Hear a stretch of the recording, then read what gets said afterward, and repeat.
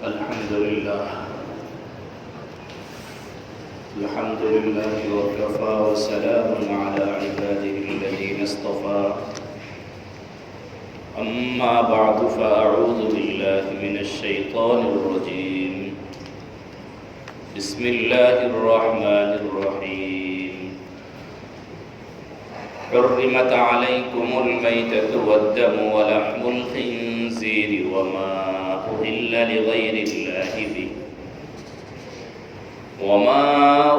لغير الله به والمنخنقة والموقوذة والمتردية والنطيحة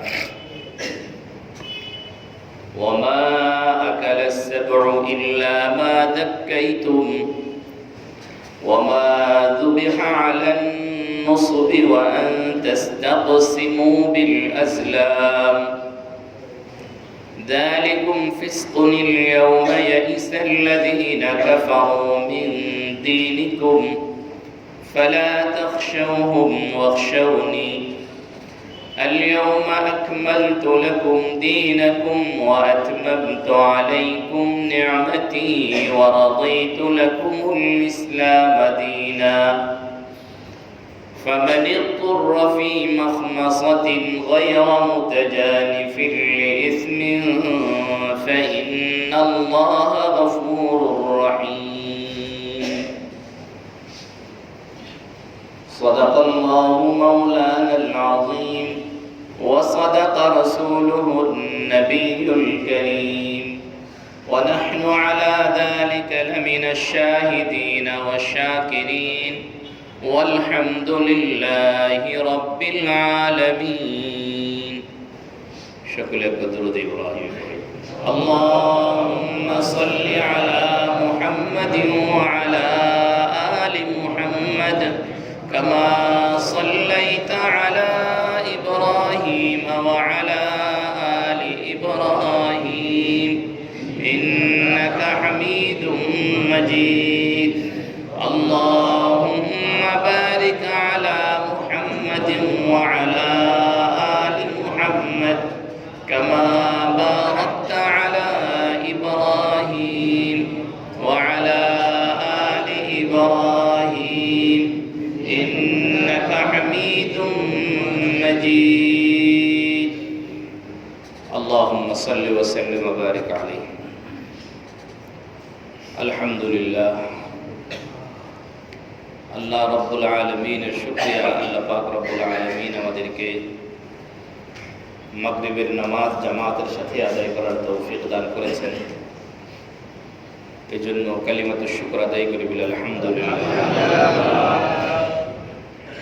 নামাজের পরে আল্লাহ রব্বুল আলামিন আমাদেরকে কিছু সময় কোরআনুল কারীমের মজলিসে কোরআনুল কারীমের সাথে কাটানোর জন্য আল্লাহ পাক মঞ্জুর করেছেন বসার তৌফিক দিয়েছেন এজন্য আবার শুকরিয়া আদায় করি বলি আলহামদুলিল্লাহ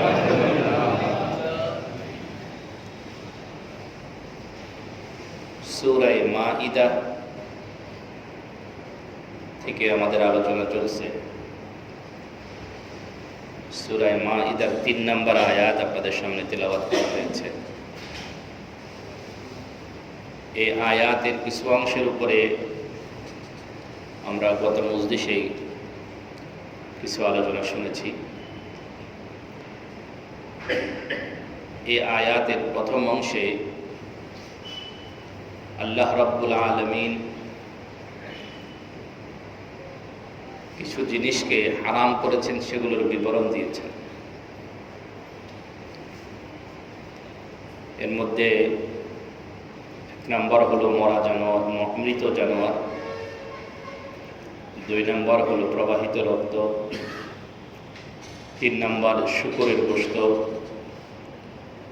4 নম্বর গায়রুল্লাহর নামে যে সকল প্রাণী উৎসর্গ করা হয়েছে কিংবা জবাই করা হয়েছে এরপরে হলো মুনখানিকা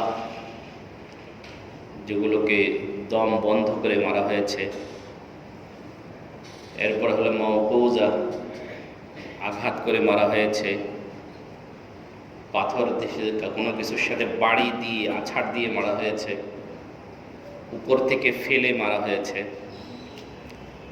এরপরে হলো হিংস্র প্রাণীতে খেয়ে ফেলার কারণে, হিংস্র প্রাণী শিকার করার পরে তার যে সকল প্রাণীকে হিংস্র প্রাণী শিকার করেছে সেগুলো, মূর্তির বেদিতে যেগুলোকে জবাই করা হয়েছে, সাথে সাথে আরেকটা বলা হয়েছে আনতাস্তাকসিমু বিল আজলাম, ভাগ্যতীর দ্বারা যে সকল প্রাণীর বন্টন করা হয়েছে। এ নিয়ে আমরা আলহামদুলিল্লাহ বিস্তারিত কিছু আলোচনা শুনেছি। এখানে জরুরি আরো কয়েকটা কথা বলা যেতে পারে। সেটা হলো কোনো প্রাণীকে খাওয়ার জন্য জবাই করা জরুরি। কোনো প্রাণী এর গোশত আমাদের জন্য হালাল হওয়ার জন্য কি করা জরুরি? জবাই করা জরুরি। জবাইয়ের মূল মাকসাদ হলো শরীর থেকে প্রবাহিত রক্ত বের করে দেয়া।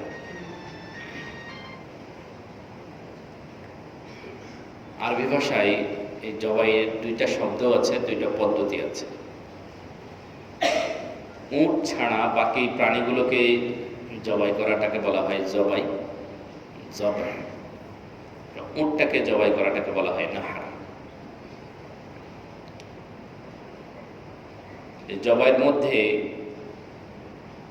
4টা রগ কাটা যাওয়া জরুরি। কয়টা? 4টা। একটা হলো কণ্ঠনালী, আর একটা হলো খাদ্যনালী, আর 2টা হলো রক্ত প্রবাহিত রক্তের নালী। যে 4টা একই জায়গায় থাকে। এই 4টা জিনিস জবাইয়ের মধ্যে কাটা জরুরি। এই 4টার মধ্যে যদি 3টা পর্যন্ত কাটা যায়, 3টা, তবু এই প্রাণীটা কি করা যাবে? খাওয়া যাবে। এর কমে যদি কাটা যায় তাহলে কি হবে না? খাওয়া যাবে। তবে এটা মৃত। এটা হলো শেষ কথা। এখানে ফুকাহা ইকরামের অনেক কথা আছে। এই জন্য আমরা যখনই মুরগি জবাই করি কিংবা হাঁস জবাই করি, ছাগল জবাই করি, গরু জবাই করি, তখন খেয়াল রাখবো যে আমাদের এই রগগুলো কাটা গিয়েছে কিনা। এই 4টা রগ, কণ্ঠনালী, খাদ্যনালী এবং 2 পাশে রক্তনালী কাটা যাবে।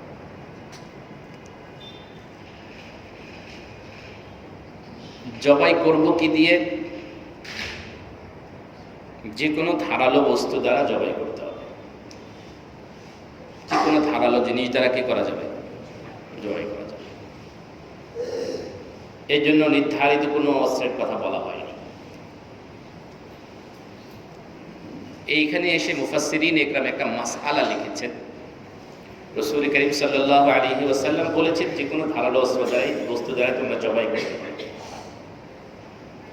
একটা মাসআলা লিখেছেন, কেউ যদি নখ দিয়ে বা দাঁত দিয়ে কামড়িয়ে যদি রগগুলা কি করে দেয়? ছিঁড়ে দেয়, রক্ত তো বের হলো, তাহলে খাওয়া যাবে কিনা? সর্বসম্মতিক্রমে হারাম। সর্বসম্মতিক্রমে হারাম। হ্যাঁ, ওই নখটাকে যদি আপনি আপনার শরীর থেকে আলাদা করে নেন, দাঁতটাকে যদি শরীর থেকে আলাদা করে নেন, আপনার দাঁতটা আপনার শরীরে লাগানো নয়, এটা আলাদা দাঁত। নখটা আপনার শরীরে লাগানো নখ নয়, আলাদা নখ। আর এরপরে কাটলে তবে জবাই করা যায়। বোঝা যাচ্ছে? তখন সেটা অস্ত্র হিসেবে ব্যবহার হলো, আপনার শরীরের কোনো অংশ হিসেবে কি হলো? ব্যবহার হলো। এ হলো জবাইয়ের ক্ষেত্রে কথা। আরেকটা মাসআলা বলি, সেটা হলো কোনো পাখিকে আকাশে উঠছে, আপনি তীর মারলেন, তীর, যে তীরের মাথায় কি রয়েছে? ধারালো রয়েছে। এই তীর মারার সময় আপনাকে বিসমিল্লাহ বলে মারতে হবে। কি করতে হবে? বিসমিল্লাহ বলে মারতে হবে। এই তীর মারার পরে, বিসমিল্লাহ বলে মারার পরে তীরের আঘাত লেগে পাখিটা উপর থেকে নিচে পড়ে গেছে, জমিনে পড়েছে, মারা গেছে। এখন বলেন তো দেখি, যে পাখির উপর থেকে পড়ে মারা যায় ওইটার হুকুমে পড়বে কিনা? এটা আমরা একটু আগে বললাম না, মোতারাত দিয়ে যেটা উপর থেকে নিচে পড়ে মারা যায়, ওই পাখির হুকুমের মধ্যে পড়বে কিনা? না। যদি জমিনে পড়ে মারা যায় তাহলে এটা বুঝে নেওয়া হবে যে এটা কিসের আঘাতে মারা গিয়েছে? তীরের আঘাতে। পক্ষান্তরে এটা জমিনে সমানে পড়ে নাই, পড়ছে পাহাড়ের উপরে, সেখান থেকে গড়াইয়া নিচে পড়ছে, অথবা পড়েছে পানির মধ্যে পড়ে ছটফট করে মারা গেছে, তাহলে এই প্রাণীটা খাওয়া যাবে না। তখন দুটো সম্ভাবনা এখানে এসে দাঁড়াবে, সেটা হলো পানিতে পড়ে মারা যাওয়ার কারণে সে কি পানিতে পড়ার কারণে মারা গিয়েছে না আপনার তীরের আঘাতে মারা গিয়েছে, এটা নিশ্চিত নয়। পাহাড়ের উপরে পড়ার পরে সেখান থেকে গড়িয়ে নিচে পড়ছে, এখন কি পাহাড়ের থেকে গড়িয়ে পড়ার কারণে মারা গিয়েছে না আপনার তীরের আঘাতে মারা গিয়েছে, এটা কি নয়?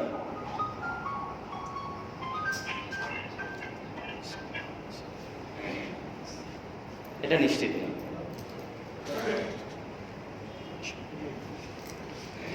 এই কারণে ফুকাহা ইকরামের সিদ্ধান্ত হলো যে এই জাতীয় প্রাণী কি করা যাবে না, খাওয়া যাবে। এবং সাথে সাথে এটাও বলে রাখি যে আমাদের দেশে যেই পাখি শিকার করার যে বন্দুক রয়েছে, এগুলোর যে বুলেট রয়েছে, এটা দ্বারা শিকার করার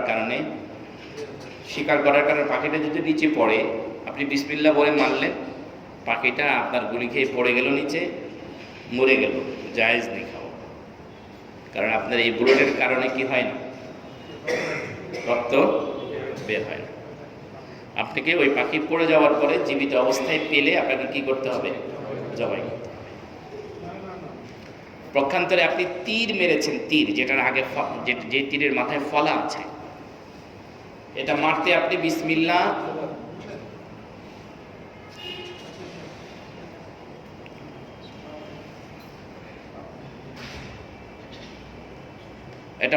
বিসমিল্লাহ বললেন না, বিসমিল্লাহ আপনি বললেন না, তবে ওটা কি হবে না, খাওয়া।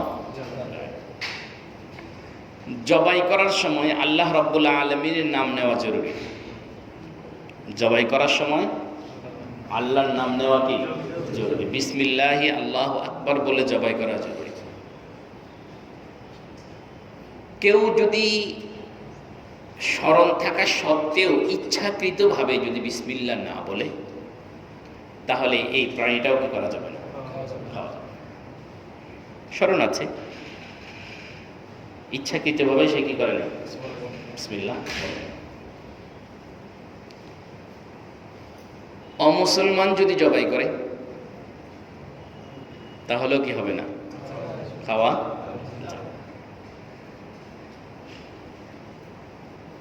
রক্ত বের করে দেওয়া হয়েছে কিন্তু জবাই করা হয়নি, রক্ত বের করা হয়েছে, কি করা হয়নি, শরীয়তের যেভাবে জবাই করার নিয়ম সেভাবে কি করে নাই, জবাই করে নাই।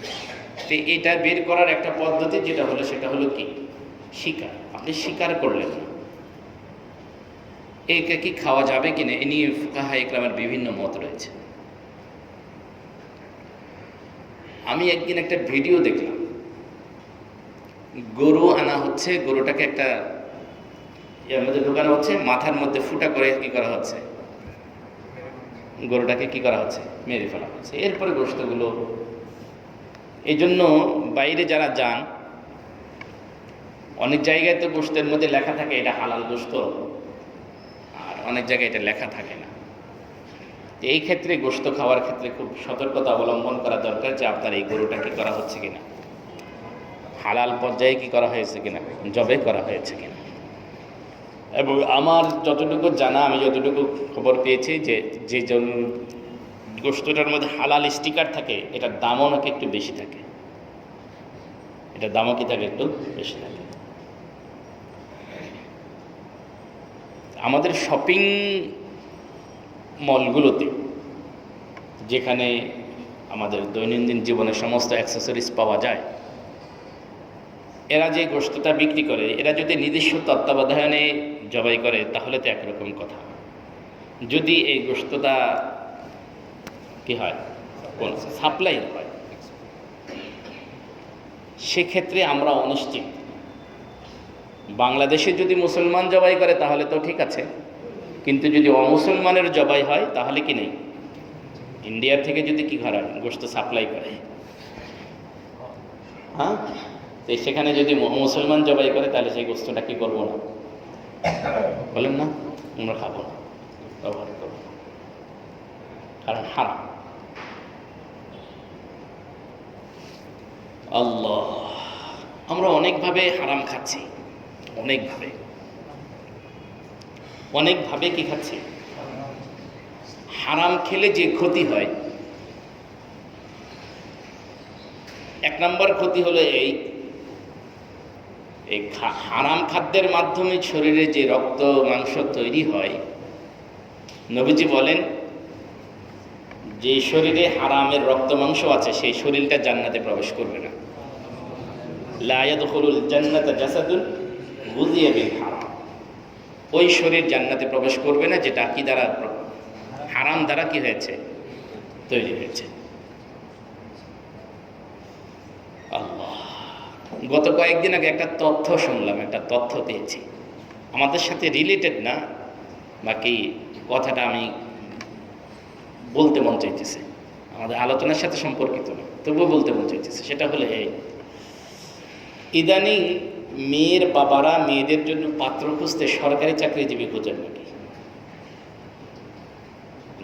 সরকারি চাকরিজীবী হলে কি ভালো হয়, এরকম পাত্র খুঁজে, কথাটা সত্য? আচ্ছা, তা আমি জিজ্ঞেস করলাম কেন? সরকারি চাকরি দিতে বেতন বেশি না, বেতন কম, এর তুলনায় প্রাইভেটের চাকরি বেতন কি বেশি। প্রাইভেটের চাকরির তুলনায় সরকারি চাকরি খুঁজে কেন? এর অনেক কারণ আছে, এর মধ্যে একটা কারণ হলো এই সরকারি চাকরিতে নাকি উপরি বেশি। কি বেশি? উপরি কামাই বেশি। সরকারি চাকরিতে উপরি কামাই বেশি, এই জন্য ওনারা বেশি আগ্রহী। মেয়েরাও চাইতে সরকারি চাকরি দিবি যার উপরি কামাই বেশি, মেয়ের বাবারাও চাইতে সরকারি জামাই যার উপরি কামাই বেশি। আচ্ছা বলেন তো দেখে, এই যে উপরি কামাই বলে আপনারা যেটা উপরি বলতেছেন, এটা কি আসলে হালাল না হারাম? কি ফতোয়া আপনাদের? আপনারাই হারাম ফতোয়া দিলেন। তাহলে যেই এমন হারামখোর একজন জামাই খোঁজেন আপনারা, এর থেকে বাংলা কথা আর নাই আমার কাছে। মানে আপনি একজন হারামখোর জামাই খোঁজেন আপনার মেয়ের জন্য, কথা মেয়েরাও কি হারামখোর খোঁজে? যে হারামখোর জামাইকে নিয়ে আপনি জামাই বানাইলেন, এই যে হারামটা আপনার মেয়ে খেলো, আপনার নাতিরা খাচ্ছে, এই হারাম থেকে যেই সন্তানগুলো জন্মগ্রহণ করবে এরা কেমন আদর্শবান হবে? এরা ঐশী হবে না তো হবেটা কি?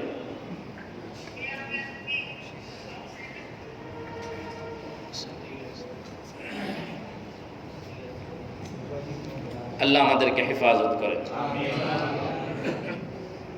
হারাম খাওয়ার আরেকটা ক্ষতি হলো এই যে হারাম খাওয়ার কারণে মানুষের ভিতরে ইবাদতের স্পৃহা নষ্ট হয়ে যায়। কি হয়ে যায়? ইবাদতের স্পৃহা নষ্ট হয়ে যায়। মানুষের দিলের ভিতরে ঈমানের কারণে এক ধরনের আলো কাজ করে, একটা আলো আছে, এটা মানুষকে ইবাদত বন্দেগী করতে অনুপ্রাণিত করে।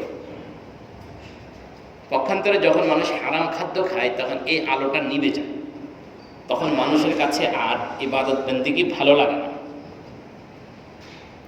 এই জন্য সাহাবা ইকরাম রিদওয়ানুল্লাহি আলাইহিম আজমাইন এবং উলামা ইকরাম, সাহাবা থেকে নিয়ে শুরু করে সমস্ত হক্কানি উলামা ইকরাম চেষ্টা করেন হারাম থেকে বাঁচতে, শুধু নয় সন্দেহযুক্ত খাবার থেকে বেঁচে থাকতে। কি থেকে? সন্দেহযুক্ত খাবার থেকেও কি থাকতে? বেঁচে থাকতে। যেন আবু বকর সিদ্দিক রাদিয়াল্লাহু তাআলা আনহুকে ওনার গোলাম দুধ দিয়েছে, খেয়ে ফেলেছেন, জিজ্ঞাসা করেননি, পরে যখন জানলেন গলার ভিতরে হাত দিয়ে দুধটা কি করেছে, বমি করে বের করে দিয়েছে। ইমাম বুখারী রাহমাতুল্লাহি আলাইহির বাবা ওনার জন্য যে টাকা রেখে গিয়েছেন, আস্থার সাথে বলেছেন যে আমি আমার ছেলের জন্য যা রেখে যাচ্ছি এখানে একটা পয়সাও সন্দেহের নাই, সন্দেহের, হালাল না হারাম আমার সন্দেহ, এরকম সন্দেহের নাই।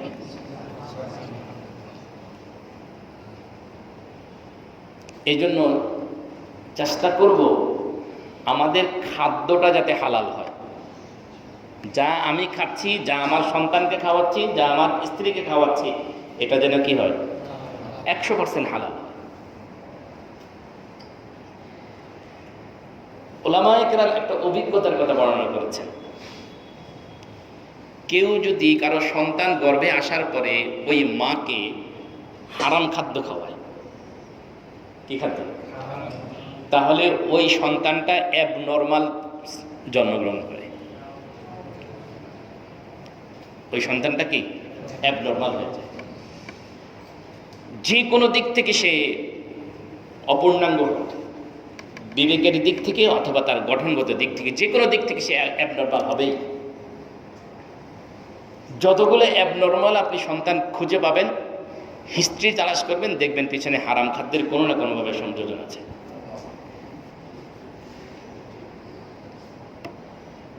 এই জন্য আল্লাহ রাব্বুল আলামিন আমাদেরকে হালাল খাদ্যের ইহতিমাম করার তৌফিক দান করেন সকল ভাই। আমরা হারামগুলো দুইভাবে খাই। একটা হলো বস্তুটাই হারাম, দুই ধরনের হারাম আমরা খাই। একটা হলো বস্তুটাই কি হারাম, ওই হারাম জিনিসটা আমরা খাই।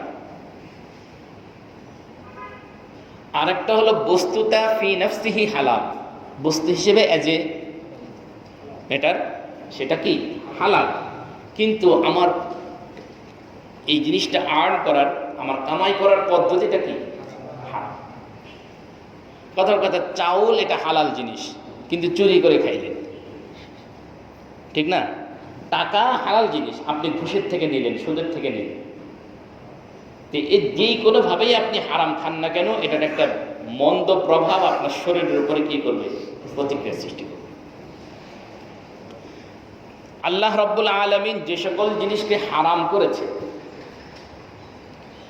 এই জিনিসগুলো মানুষ সাধারণভাবে আমরা যা খাই, যত রকমের প্রাণী খাই আর যত রকমের ফল ফুল সবজি যাই খাই না কেন, এটা আমাদের মানসিকতার উপরে, আমাদের স্বভাবের উপরে একটা প্রতিক্রিয়া সৃষ্টি করে। কি করে? একটা প্রতিক্রিয়া সৃষ্টি করে। বিজ্ঞানীরা আজকে প্রমাণ করেছে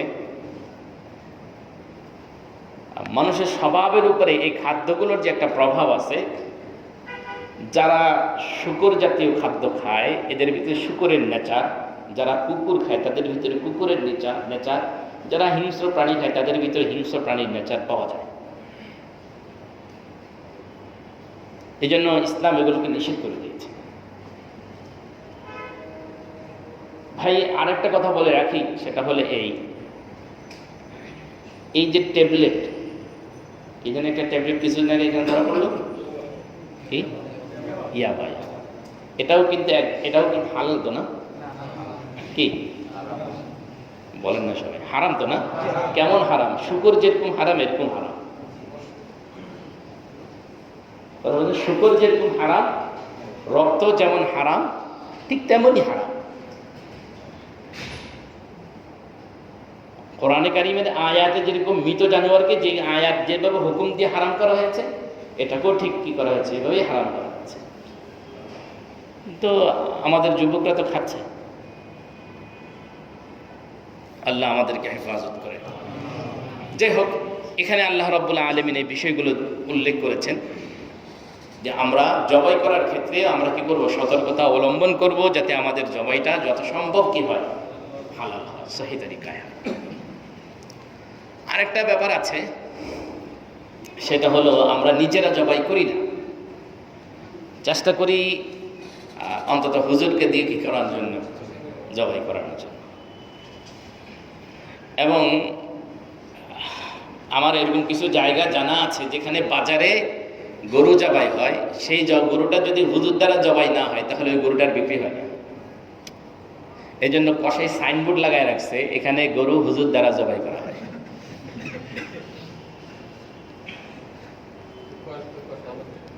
কসাই এটা লিখে রাখছে, এখানে গরু কি দ্বারা করা হয়, হুজুর দ্বারা জবাই হয়। কথার অর্থ হলো সে এলাকার মানুষ এতটুকু সচেতন যে আমার খাদ্যটা যাতে কিনা হয়, হারাম না হয়। এই হলো এটার অর্থ। আল্লাহ হেফাজত করেন। এই জন্য খাদ্য হালালের ব্যাপারে খুব সতর্ক থাকা, খুব সতর্ক থাকা। আমার আব্বাজান, আমি যতটুকু ওনাকে দেখেছি এবং পরবর্তীতে যতটুকু ওনার সম্পর্কে জেনেছি, আব্বু বিডিআর, আগে এখন বিজিবি, যেটা আগে বিডিআর ইমাম ছিলেন। ওনার চাকরি জীবনে কেউ, কোনো বিডিআর সদস্য ওনাকে চা খাওয়াতে পারেনি, কোনো কিছু খাওয়াতে পারেনি। জিজ্ঞেস করলাম আম্মাকে, কেন? বলে যে বিডিআর যে সদস্য, এরা সীমান্তে কাজ করে, এদের খাবারের ইনকামের ভিতরে কি আছে? একটু ভেজাল আছে। আব্বু চাননি যে ওনার খাদ্যটা ভেজাল হোক, ওনার সন্তানদের খাদ্যগুলো ভেজাল হোক। এতটুকু এহতিয়াত করতেন। আমাদের আকাবির উলামা ইকরাম, যারা আমাদেরকে দ্বীনের রাহবারি করেন, এনারাও চেষ্টা করেন যে হারাম পয়সা যাতে ওনার কাছে কি না আসে। আল্লাহ আমাদেরকে বোঝার তৌফিক দান করেন। এরপরে আল্লাহ পাক রব্বুল আলামিন বলেন, যালিকুম ফিসকুন, এগুলো হলো অন্যায়। এখানে আরেকটা কথা বলে রাখি, ওয়া আনতাস্তাকসিমু বিল আজলাম, এটা হলো, আমরা জানি যে আরবের সেই ভাগ্যতি, আরবের কি সেই ভাগ্যতির, এটা আমরা সবাই বুঝি। বাকি এই আয়াতের এই শব্দের আলোকে ইমাম ফখরুদ্দিন রাজি রহমতুল্লাহ আলাইহি বলছেন যে মানুষ, আরবের লোকেরা তীর দ্বারা করতো, ঠিক আছে, কিন্তু এখন হয়তো তীরের সেই ব্যবস্থাপনা নাই, কিন্তু সেটাকে অনেক মোটিভেশন হয়েছে। এখন যতভাবে মানুষ ভাগ্য কি গণনা করুক, সবগুলোই হারাম।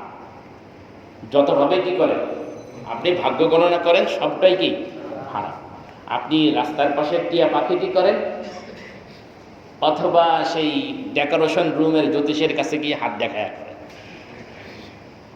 কথা বোঝেন না? যারা গরিব তারা হয়তো রাস্তার পাশে যায়, যারা একটু পয়সাওয়ালা তারা কই যায়, হ্যাঁ, ডেকোরেশন রুমে যায়, যেভাবে যান হাত দেখান আর যাই কিছু করেন, সবটাই কি।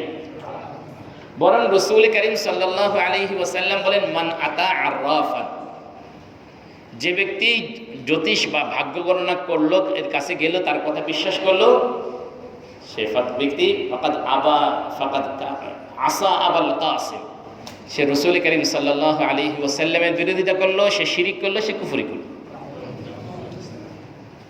এই জন্য জ্যোতিষদের কথা কি করা যাবে না, বিশ্বাস করা যাবে না। এই প্রসঙ্গে মুফাসসিরিন ইকরাম আরেকটা কথা লিখেছে,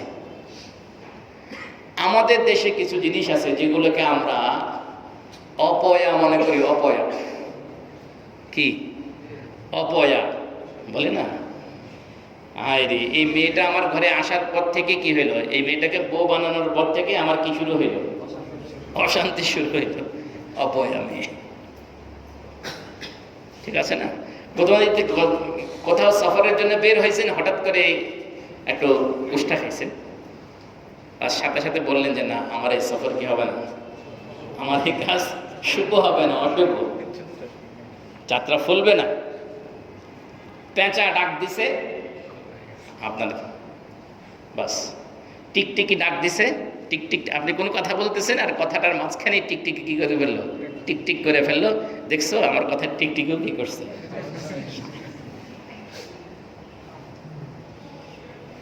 এগুলো মূলত তাকদীরের বিশ্বাসের খলল সৃষ্টি করে। তাকদীরের উপরে যে বিশ্বাস করলাম, এই বিশ্বাসটাকে কি করে দেয়?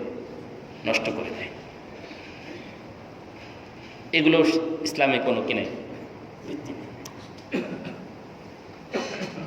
বাকি আরেকটা জিনিস আছে, যেটা হলো ফাল।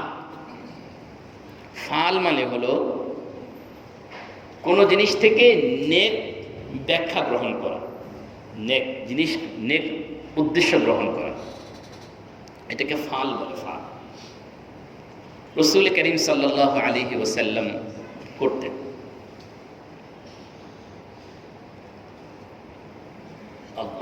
এই বিষয়ে হয়তো বিস্তারিত আলোচনা অনুষ্ঠান হতে পারে, আমরা আজকে আলোচনা শেষ করি।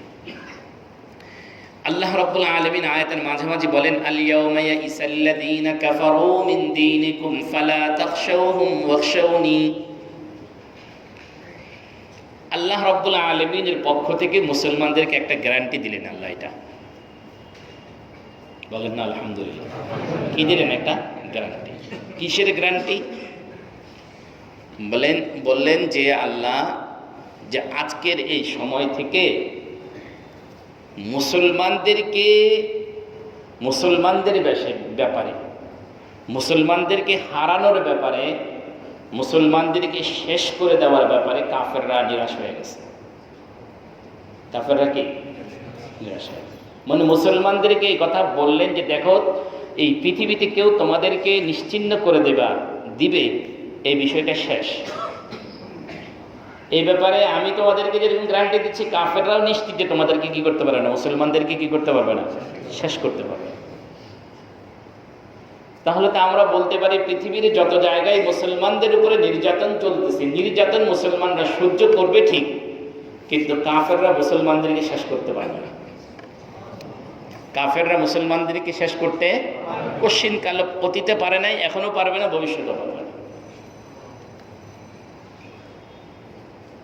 কারণ আল্লাহ রাব্বুল আলামিন যে সাহাবা ইকরামকে সামনে গিয়ে এই ঘোষণা দিলেন, আল ইয়াউমা ইয়াইসাল্লাযীনা কাফারু মিন দীনিকুম, তোমাদের ধর্মকে তারা নিশ্চিহ্ন করে দেবে।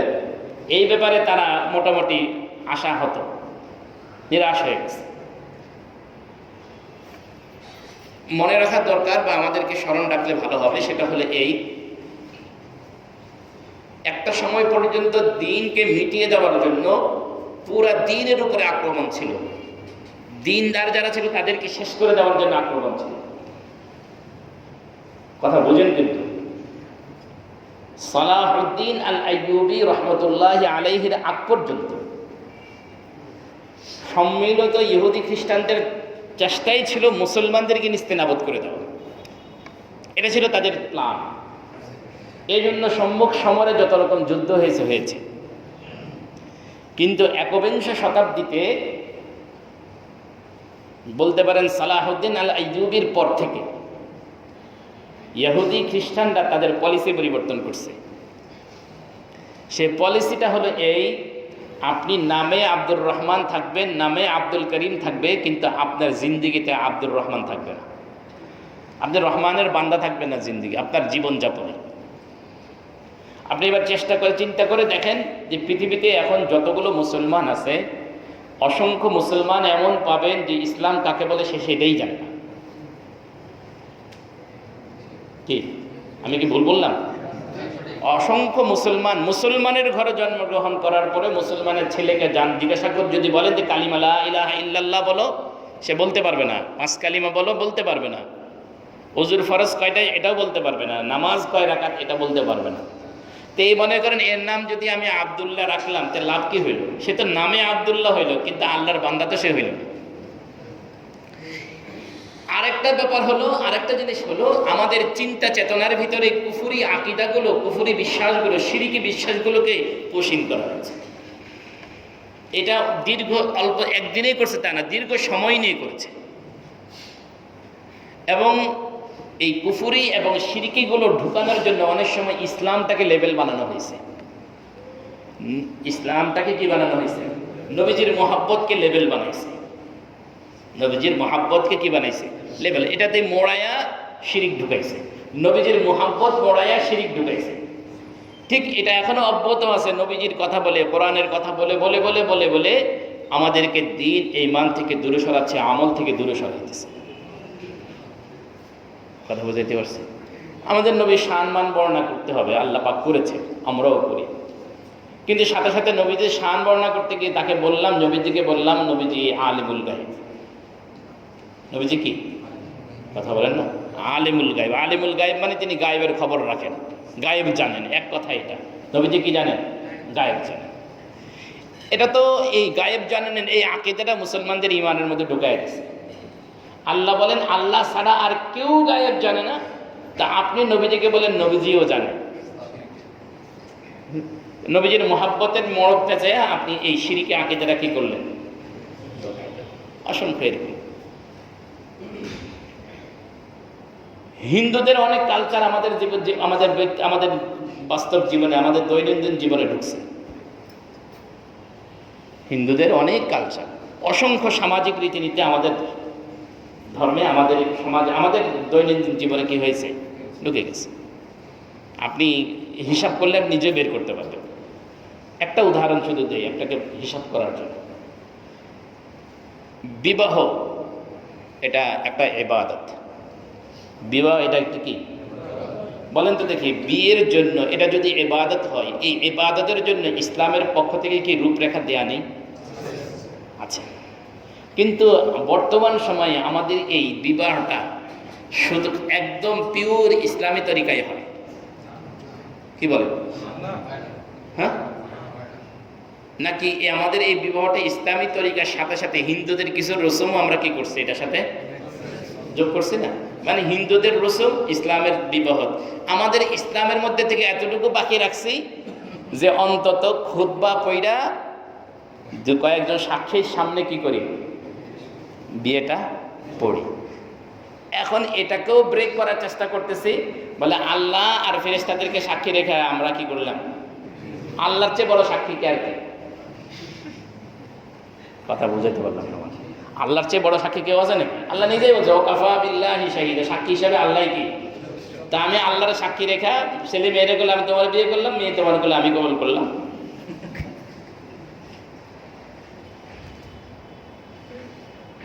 এই চলছে আমাদের অবস্থা। এবং যদি এতটুকু যদি না হতো তাহলে বাইন্ডিং যদি না থাকতো তাহলে বিয়ের ক্ষেত্রেও আমরা কি করতাম না, কোনোটাই ইসলাম একটা মানতাম না।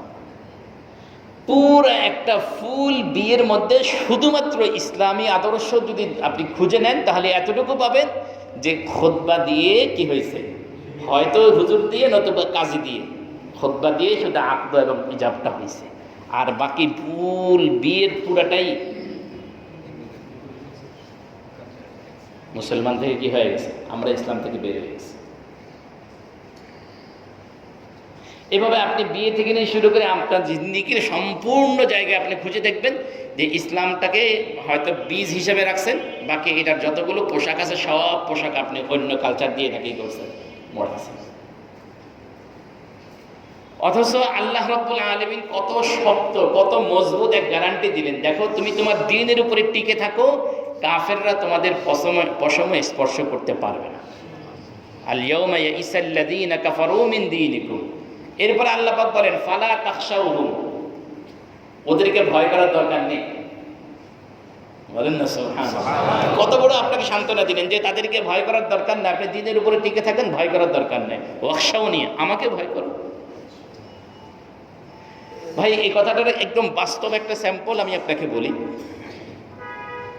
আমরা অনেক সময় নিজের মধ্যে দ্বীনের কিছু বুঝ আছে, এ কারণে চেষ্টা করি যেন আমি দ্বীনের উপরে চলি, কিন্তু মাঝে মাঝে আমরা এটাকে বলি যে যদি আমি এভাবে করি তাহলে সমাজের মানুষ আমার বলবে কি, সমাজের মানুষ আমাকে কি বলবে।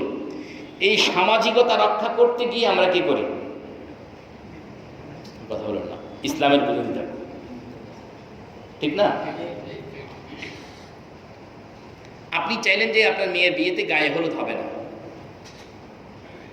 এটা আপনি বুঝলেন আজকের কথা আলোচনার পরে, আপনি সিদ্ধান্ত নিলেন যে আমার মেয়ের বিয়েতে আমি গায়ে হলুদ করব। কিন্তু বাসায় যাওয়ার পরে আপনি চিন্তা করবেন যদি না করি তাহলে সমাজের মানুষগুলো তো আমি কি জবাব দেব, ঠিক না? আল্লাহ বলছেন তোমার কাছে যদি এরকম কোনো প্রশ্ন আসে ফালা তাখশাউহুম, ওদের ভয় করার দরকার নেই, ওয়াখশাউনি, আমাদের ভয় করো। আল্লাহ আল-ইয়াওমা ইয়াইসাল্লাযীনা কাফারু মিন দীনিকুম ফালা তাখশাউহুম ওয়াখশাউনি। এরপর আল্লাহ পাক রব্বুল আলামিন বলেন আল-ইয়াওমা আকমালতু লাকুম দীনাকুম ওয়া আতমামতু আলাইকুম নি'মাতি ওয়া রাদীতু লাকুমুল ইসলাম দীনা। যে আজকের দিনে আমি তোমাদের জন্য তোমাদের দ্বীনকে পরিপূর্ণ করে দিলাম এবং আমার নিয়ামতকেও তোমাদের জন্য পরিপূর্ণ করলাম, এবং দ্বীন হিসেবে ইসলামকেই আমি সন্তুষ্টি প্রকাশ করলাম। এই কথাটুকু এই আয়াতের উপর ব্যাখ্যা অনেক লম্বা। উলামা ইকরাম শুধু এই আয়াতের উপরে ঘন্টার পর ঘন্টা আলোচনা করে। আমি অত লম্বা চড়া কথা আপনাদেরকে এখানে বলবো না, সংক্ষেপে কয়েকটা কথা এখানে বলবো। আল্লাহ রাব্বুল আলামিন বললেন, আজকের দিনে আমি তোমাদের জন্য তোমাদের ধর্মকে কি করলাম বলেন? পরিপূর্ণ করলাম না পরিপূর্ণ করলাম? পরিপূর্ণ করলাম। এ নিয়ে আমি কিছু কথা মনে হয় আগেও বলেছি। এই আয়াতটা নাজিল হয়েছে নবীজির ইন্তেকালের 81 দিন আগে। কতদিন? 81 দিন আগে বা 82 দিন।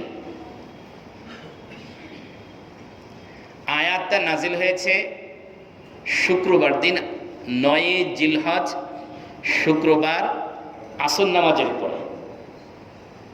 কি বললাম? কত তারিখ? 9 জিলহজ, শুক্রবার আসর নামাজের পরে। নবীজি ওনার একটা উটনি ছিল, নাম হলো আদবা, এটার পিঠে সাওয়ার ছিলেন। এই অবস্থায় এটা নাজিল হয়েছে। আর যখন নাজিল হচ্ছিল, উটনির সামনের পা দুটো যেন ভেঙে নিচে নেমে যাবে, এই অবস্থা হচ্ছিল। নবীজি উটের পিঠ থেকে পরে নেমে গেছে।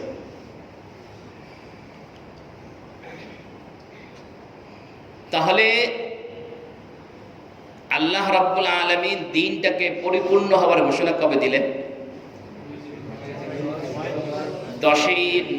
10ম হিজরির 9 জিলহজ, শুক্রবার আসর নামাজ। প্রশ্ন হলো, এর আগে কি দিন পরিপূর্ণ ছিল না? বুঝেন, কিন্তু আমি ওয়াজ করতেছি না, আমি আপনাদেরকে একটা জিনিস বোঝাচ্ছি, আয়াত বোঝাচ্ছি। নবীজি তাহলে কি এতদিন অসম্পূর্ণ দিন পালন করেছেন? যদি আজকে আমি পূর্ণ করলাম, তার মানে কি এর আগে কি ছিল? অপূর্ণ ছিল। নবীজি এতদিন অপূর্ণ দিন পালন করেছেন। প্রশ্ন বুঝতে পারছেন আপনারা? আচ্ছা, নবীজির আগে যে সকল নবীরা গিয়েছেন, তাদের দিনও কি অপূর্ণ ছিল? যে আল্লাহ বলতেছেন যে দিন আমি দিতেছিলাম দিতে গিয়ে আজকে আমি পূর্ণ করলাম, পরিপূর্ণ করলাম। তাহলে কি আগের নবীদের দিন অপূর্ণ ছিল? মুফাসসিরিন ইকরামের অনেকগুলো জবাব দিয়েছেন। তাফসীর কাবীরের মধ্যে অনেকগুলো জবাব আছে। এর মধ্যে যে জবাবটা আমাদের বুঝলে সহজ হবে সেটাই আমি আপনাদেরকে বলছি। আদম আলাইহিস সালাতু ওয়াস সালাম থেকে নিয়ে শুরু করে ঈসা আলাইহিস সালাতু ওয়াস সালাম পর্যন্ত যত নবীকে আল্লাহ যত দিন দিয়েছে সব পূর্ণ ছিল। কি ছিল? পূর্ণ দিন ছিল। আমাদের এই আয়াত নাজিল হওয়ার আগ পর্যন্ত নবীজি যে দিনের উপরে চলেছেন সেটাও পূর্ণ ছিল। বাকি এই আয়াত নাজিলের মাধ্যমে আল্লাহ এটাকে পরিপূর্ণ করলেন। এই আয়াত নাজিলের আগ পর্যন্ত কি ছিল? পূর্ণ ছিল। এই আয়াত নাজিলের মাধ্যমে কি করলেন? পরিপূর্ণ করলেন। এ কথার অর্থ হলো এই, নবীর জীবদ্দশায় উম্মত দ্বীনের উপরে চলার জন্য যা কিছু প্রয়োজন ছিল নবী এর সমাধান দিয়েছেন। নবী দুনিয়ার থেকে বিদায় নেওয়ার পরে উম্মতের মধ্যে যখন কোনো সমস্যা দেখা দিয়েছে, এর সমাধানের জন্য তখন আল্লাহ পাক রব্বুল আলামিন নতুন নবী পাঠিয়েছেন। আমাদের পেয়ারা নবী মুহাম্মদুর রাসূলুল্লাহ সাল্লাল্লাহু আলাইহি ওয়াসাল্লাম যতদিন জীবিত ছিলেন, ওনার কাছে কোনো প্রশ্ন এসেছে, সমস্যা এসেছে, নবীজি সমাধান দিয়েছেন। যেহেতু আমাদের নবীর পরে আর কোনো নবী আসবে না, তা মানব জীবনে যে সকল সমস্যা তৈরি হবে এগুলোর সমাধান কিভাবে হবে?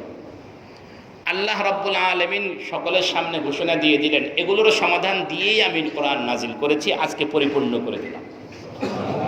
তার মানে হলো এই যে আজকের পরে কিয়ামত পর্যন্ত আগত মানুষের যত রকমের সমস্যা হবে সব সমস্যার সমাধান আমি কি করেছি? কোরআনুল কারীমে এবং আমার নবীর সুন্নাহর মাধ্যমে আমি কি করে দিয়েছি? দিয়ে দিয়েছি। এটা হলো পরিপূর্ণ। আল্লাহ, এই জন্য কোনো দিনই অসম্পূর্ণ ছিল না, কোনো শরীয়ত কি ছিল না? অসম্পূর্ণ ছিল না, সবগুলোই পূর্ণ ছিল। বাকি আমাদের ইসলাম হলো কি? পরিপূর্ণ। ভালো করে মনে রাখেন, আল্লাহ রাব্বুল আলামিন এই যে পরিপূর্ণতা দিলেন, কিভাবে দিলেন? এই পরিপূর্ণতা কিভাবে? এই পরিপূর্ণতার 3টা ধাপ আছে। কয়টা ধাপ? 3টা ধাপ। আল্লাহ রাব্বুল আলামিন কিছু সমাধান কোরআনুল কারীমের বাহ্যিক আয়াতের মধ্যে দিয়ে দিলেন। আমি কথাটাকে আর বোঝার জন্য আমি ভিন্নভাবে বলি। আমরা যখন বললাম এই কোরআন কোড অফ লাইফ, মানব জীবনের সব সমস্যার সমাধান, ঠিক না? এ কথা বলি তো না আমরা? আচ্ছা, যারা কোরআন বিশ্বাস করে না এরা একটা প্রশ্ন করে যে তোমরা তোমাদের ইসলামের শরীয়তের সব বিধান কিন্তু কোরআনে পাওয়া যায় না। তোমাদের ইসলামের সব বিধান কিন্তু কি পাওয়া যায় না? তো কথা বলেন না কেন? কোরআন শরীফে আমরা কয় ওয়াক্ত নামাজ পড়ি? প্রত্যেক ওয়াক্তে কয় রাকাত করে? 2, 4, 3, 4, এভাবে তো। আচ্ছা, কোরআন শরীফের কোন আয়াতের মধ্যে ডিটেলস আছে? 5 ওয়াক্ত নামাজও কেউ অস্বীকার করে বলেন যে নাই, কোরআন শরীফে নাই। যদিও মুফাসসিরিন আল্লামা কাজী সানাউল্লাহ পানিপতি রহমতুল্লাহ আলাইহি তাফসীরে মাজহারের ভিতরে বলে দিয়েছেন কোন কোন আয়াত দ্বারা 5 ওয়াক্ত নামাজ হয়। আমিও আলোচনা করেছি আপনাদের সামনে যে কোরআন শরীফের আয়াত থেকে কিভাবে 5 ওয়াক্ত নামাজ হয়। বরং বর্তমান সময়ের কিছু কোরআন গবেষক এনারা কোরআন শরীফ থেকে গবেষণা করে 2 ওয়াক্ত নামাজ পাইছেন, 3 ওয়াক্ত পান নাই। বুঝে আসছে? কয় ওয়াক্ত পায়? 2 ওয়াক্ত পায়, 3 ওয়াক্ত পায় না, আর বাকি 3 ওয়াক্ত পায় না। তাহলে আমরা যে 5 ওয়াক্ত নামাজ পড়ি, কিংবা এক ফজরের নামাজে 2 রাকাত, জোহরে 4 রাকাত, আসরে 4 রাকাত, মাগরিবে 3 রাকাত, এশায় 4 রাকাত, এই ডিটেলসটা কোরআন শরীফের মধ্যে কি নাই? তাহলে কোরআন শরীফ পূর্ণ কেমনে হলো? আল্লাহ তো বললেন আমি পূর্ণ করে দিলাম, পূর্ণ হলো কিভাবে? কথা বোঝা আসে না মনে হয়? আমরা যতগুলো জিনিসকে হারাম বলি, সব জিনিস, যতগুলো জিনিসকে হালাল বলি, সব জিনিসের বিবরণ তো নাই, ঠিক আছে না? আমার 2 রাকাত নামাজেই পরিপূর্ণভাবে কমপ্লিটলি কোরআন শরীফের মধ্যে কি নাই। জামাতের কথা, জামাত কিভাবে আদায় করব, নামাজে ভুল হলে কি করব, ভুল না হলে কি করব, এই নানা রকমের যতগুলো মাসআলা আছে, এই 2 রাকাত নামাজের মধ্যে যে 60টা মাসআলা আছে, যদি কমাস কম ধরে নেই, এই 60টা মাসআলার পূর্ণ বিবরণী কোরআন শরীফের মধ্যে কি না। তাহলে আমি কি বলবো? তাহলে যারা প্রশ্ন করলো যে কোরআনের কি না পরিপূর্ণ নয়, আমি দাবি করলাম কোরআন পরিপূর্ণ, তাহলে তার পরিপূর্ণতার জবাব কি হবে? তখন জবাবে আমরা বলবো কোরআনে কারীম হলো টেক্সট, নবীজির সুন্নাহ হলো এটার ব্যাখ্যা। কিছু কথা আল্লাহ টেক্সটে বলে দিয়েছেন, নবীজি সেটার ব্যাখ্যা করে বুঝিয়ে দিয়েছেন। দুটো মিলেই কি? আরে বলেন না, দুটো মিলেই কি কোরআনে কারীম, দিন পরিপূর্ণ। কথা বোঝাতে পারছি আমি? এতটুকু বলার পরেও যারা কোরআন এবং সুন্নাহর কোনোটাই মানে না, এরা প্রশ্ন করবে যে মানব জীবনে তোমাদের এমন কিছু সমস্যা আছে যেগুলো না তোমাদের নবীর কথাই আছে, না কোরআন শরীফে আছে। কি আছে? কি বলেন, আছে না নাই? আছে।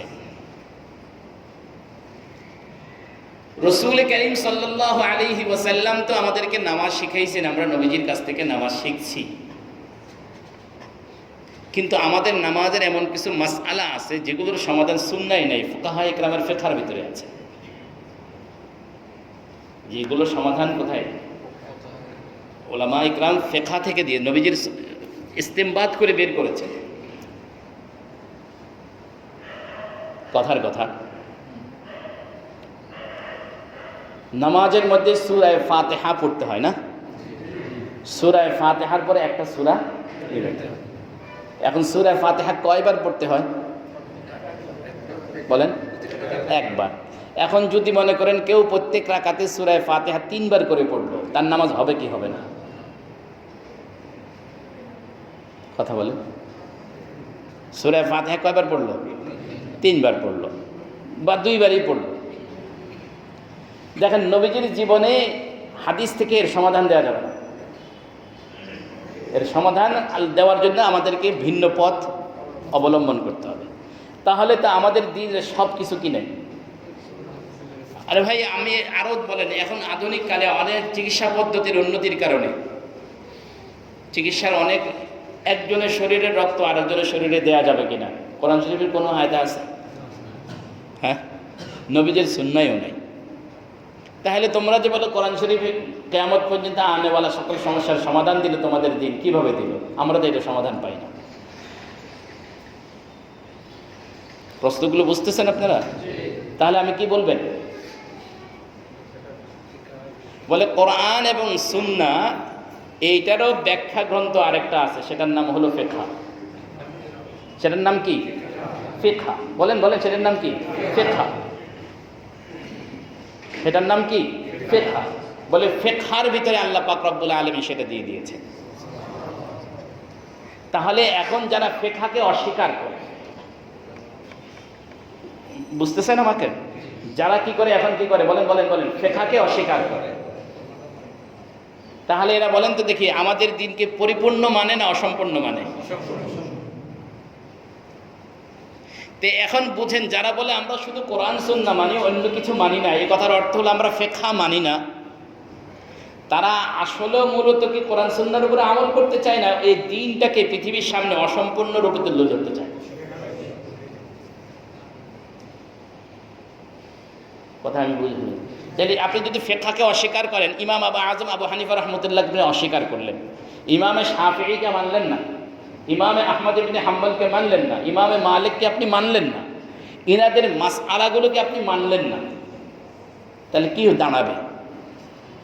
আপনি দাঁড়াবে হলো এই, আপনার দিনটা যে পরিপূর্ণ করলেন আল্লাহ, এই পরিপূর্ণতার ব্যাপারে আপনি পৃথিবীর সামনে এটা প্রমাণ করলেন যে দিনটা পরিপূর্ণ না, কিছু সমস্যা আছে যেগুলো সমাধান নাই।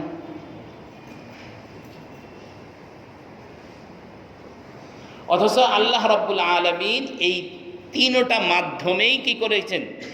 দিনটাকে কি করেছেন? পরিপূর্ণ করেছেন। তা আল ইয়াউমা আকমালতু লাকুম দীনাকুম, এই আয়াতের তরজমা হলো এই যে আমাদের দিন পরিপূর্ণ কোরআনের মাধ্যমে, সুন্নাহর মাধ্যমে এবং ফিকহের মাধ্যমে। কি বুঝাচ্ছে? আমাদের দিন পরিপূর্ণ বলেন কিসের মাধ্যমে? কোরআনের মাধ্যমে, সুন্নাহর মাধ্যমে এবং ফিকহের মাধ্যমে। আমার এই কথাগুলো শোনার পরে কারো কারো মনে প্রশ্ন তৈরি হবে, কারো কারো মনে, আপনি যখন আরেক জায়গায় ডেলিভারি করবেন তার কাছে প্রশ্ন তৈরি হতে পারে। আমি একটুখানি কথা বলে রাখি, এই কোরআনে কারীমটা রাসূলুল্লাহ সাল্লাল্লাহু আলাইহি ওয়াসাল্লামের সুন্নাহ, দুটোকে আল্লাহ রাব্বুল আলামিন এমনভাবে মানুষের সামনে উপস্থাপন করেছেন, এগুলোকে এমনভাবে সাজিয়েছেন, কিছু সমস্যার সমাধান আল্লাহ রাব্বুল আলামিন এখানে বলে দিয়েছেন, আর আগত কিছু সমস্যার সমাধানের জন্য এই জায়গাগুলোর মধ্যে আল্লাহ রাব্বুল আলামিন পথ করে দিয়েছে। আমি আপনাদের বোঝার মতো করে ভাষায় বলছি, এটাকে যদি আমি ইলমি ভাষায় কথা বলি তাহলে বলবো কোরআন এবং সুন্নাহ থেকে ইস্তেমবাতের পথ আল্লাহ রাখছেন, ইস্তেমবাতের পথ। এটা এই ইসলামের একটা বিশেষ বৈশিষ্ট্য, কোরআনে কারীমের একটা বিশেষ মুজিজা। উদাহরণ হিসেবে বলছি, আল্লাহ রাব্বুল আলামিন গরু হালাল হওয়ার বিষয়টা তো বলেছেন, কিন্তু মহিষ হালাল হওয়ার বিষয়টা আল্লাহ বলেন না আল্লাহ রাসূল বলেন। প্রশ্ন হলো মহিষ হালাল কিনা?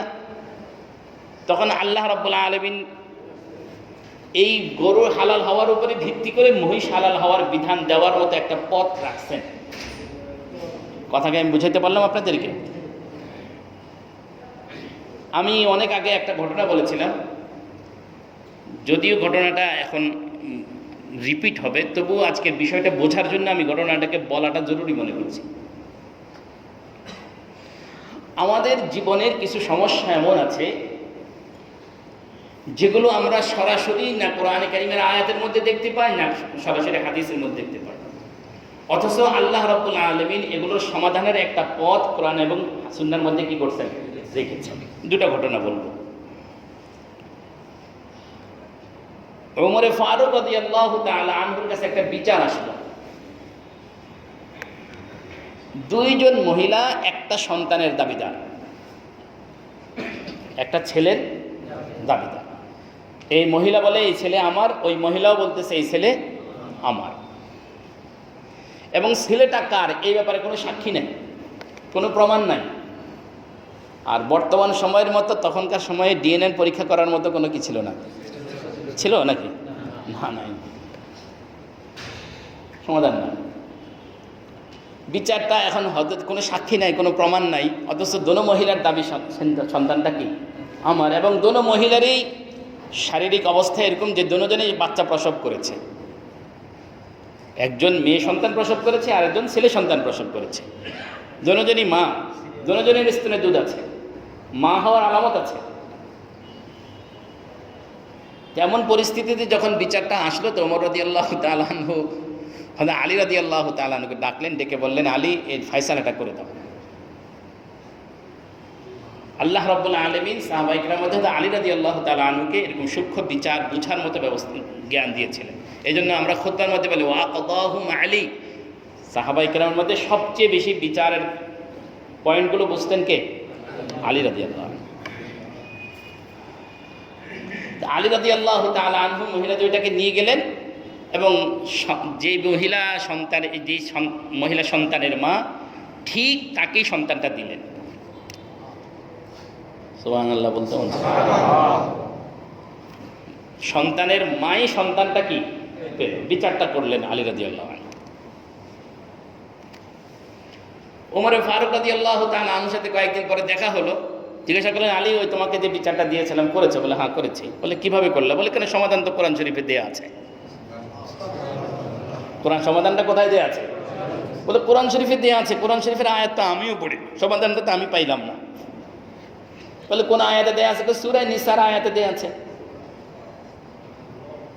কোন আয়াতে? সূরা নিসা। বলে সূরা নিসাতে আছে? বলে হ্যাঁ আছে। বলে কোন আয়াতে? বলে সূরা নিসা এর 11 নম্বর আয়াতে আছে।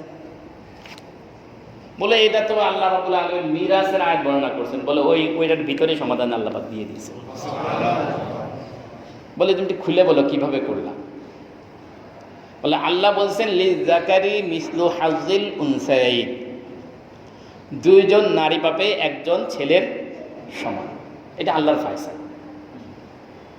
তা আমার এখান থেকে মনে হলো যদি ছেলে ডবল পায়, মেয়ে যদি হাফ পায়, তাহলে আল্লাহ রাব্বুল আলামিনের এই বন্টন রীতিটা আল্লাহ নিজেও কি করবেন? আল্লাহ নিজেও এটার কি করবে? অনুসরণ করবে। তো এখন তাহলে কি হবে? আল্লাহ যদি এই বন্টন রীতি অনুসরণ করেন তাহলে হবে ছেলের বেলায় আল্লাহ রাব্বুল আলামিন যে রিজিকটা দিবেন এই রিজিকটা মেয়ের ডবল হবে। ডবল হওয়ার দুই পদ্ধতি, একটা হলো পরিমাণে বেশি হবে, আর নতুবা তার কোয়ালিটিতে বেশি হবে, নতুবা কোয়ান্টিটিতে বেশি হবে। কি হবে? কোয়ালিটিতে বেশি হবে, নতুবা কোয়ান্টিটিতে বেশি হবে। তো কোয়ান্টিটিতে বেশি হওয়ার কোনো প্রয়োজন নাই, যেহেতু দোনোটা সন্তানই একদম নবজাতক, তাহলে তার মানে হলো কোয়ালিটিতে বেশি হবে। এই জন্য আলী রাদিয়াল্লাহু তাআলা বলেন, আমি কি করলাম, দুইটা বাটিতে দোনো মহিলাকে বললাম তোমরা দুধ দাও, তোমাদের স্তন থেকে কি দাও? দুধ দাও। দোনো মহিলা স্তন থেকে দুধ দিল, আমি একটা কাঠি দিয়ে দুধগুলো নাড়লাম। যে দুধটাকে আমার কাছে ঘন মনে হয়েছে সেই তাই মহিলাটাকে আমি ছেলে দিয়ে দিয়েছি। সে মহিলাকে আমি কি দিয়েছি?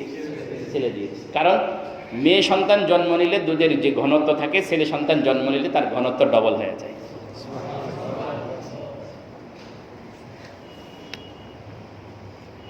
বলেন তো দেখি, এই যে ঘটনার বিচারটা কোরআনে কারিমের আয়াতের মধ্যে সরাসরি দেয়া আছে? হ্যাঁ বলে না, আছে সরাসরি দেয়া। নবীজির হাদিসের ভিতরে সরাসরি দেয়া আছে। আলী রাদিয়াল্লাহু তাআলা আনহু এটা পাইলেন কই? বলে কোরআনে কারিমের ভিতর থেকে তিনি বের করে আনছেন।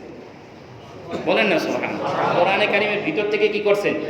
বলে বের করে নিয়ে আসার এই যে পদ্ধতি, এটাকে বলা হয় কিয়াস এবং ইস্তিমবাত। কি বলে? কিয়াস বা ইস্তিমবাত। এখন বলেন তো দেখি, যদি এই কিয়াস এবং ইস্তিমবাতের এই পদ্ধতিটা কোরআন শরীফের মধ্যে আল্লাহ না রাখতেন তাহলে সমাধানটা আসতো কোথা থেকে?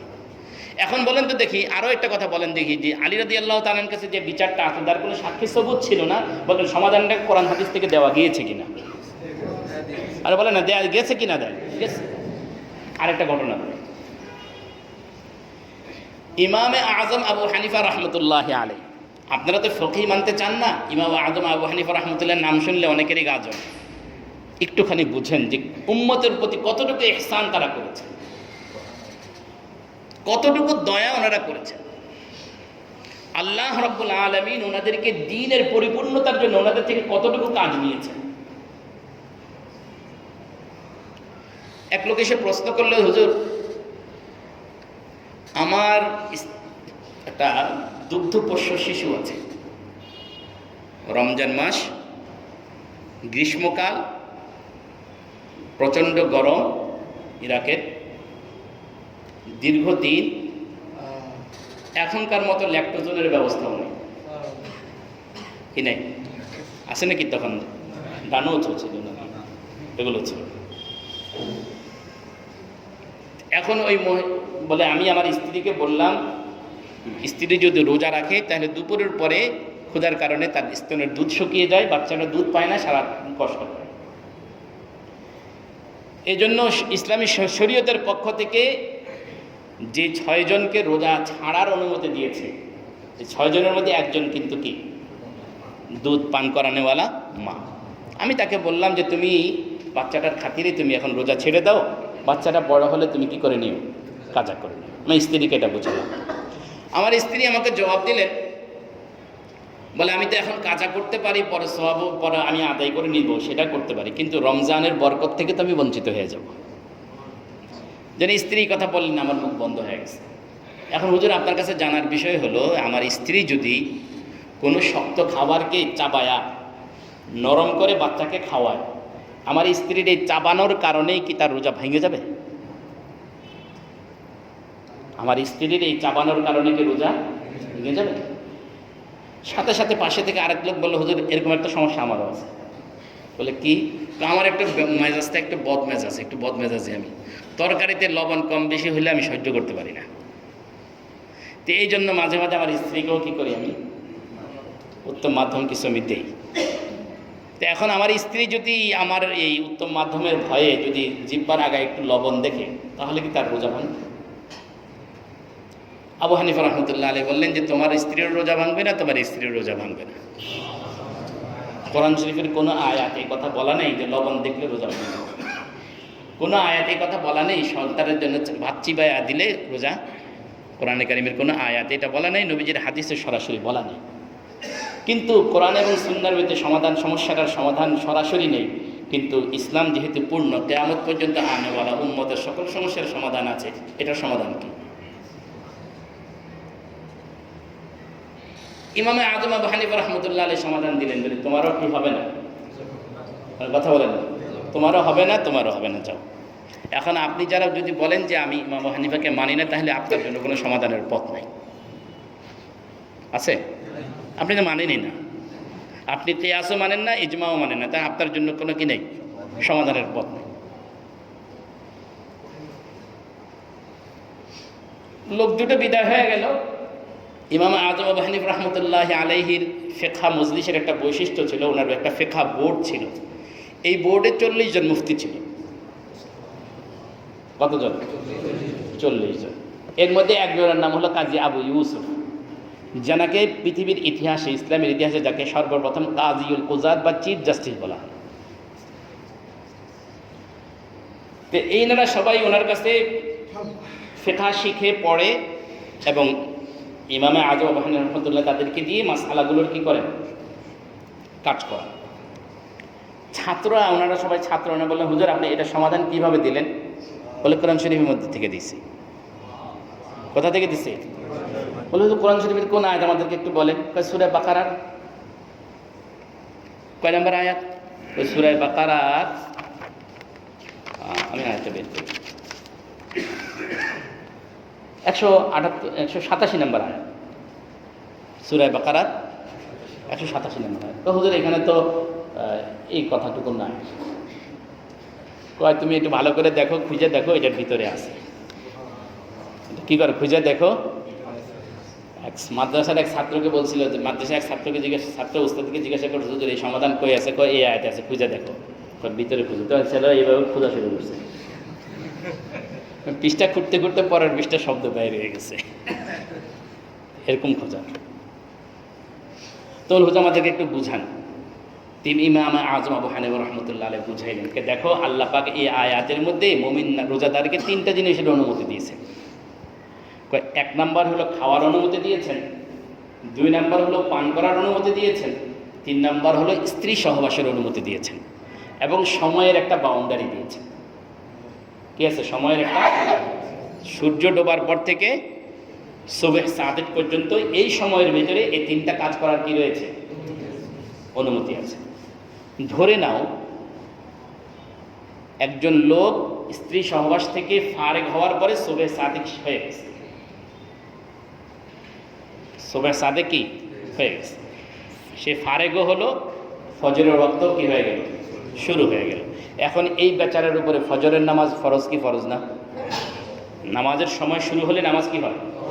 এখন এই বেচারা নামাজ পড়তে হলে কি করতে হবে? গোসল করতে হবে।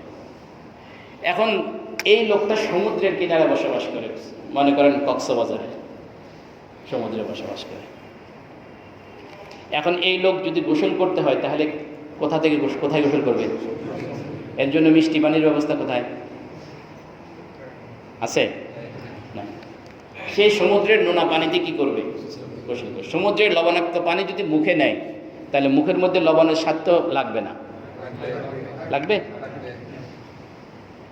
তাহলে মুখের মধ্যে লবণের স্বাদ যদি লাগে তাহলে সে কুলি করতে হলেও এটা কি করবে? তার কি তার রোজা ভাঙবে? তাহলে শুধুমাত্র রোজা রাখা অবস্থায় জিহ্বায় স্বাদ লাগার কারণে কি হয় না? কথা বলেন।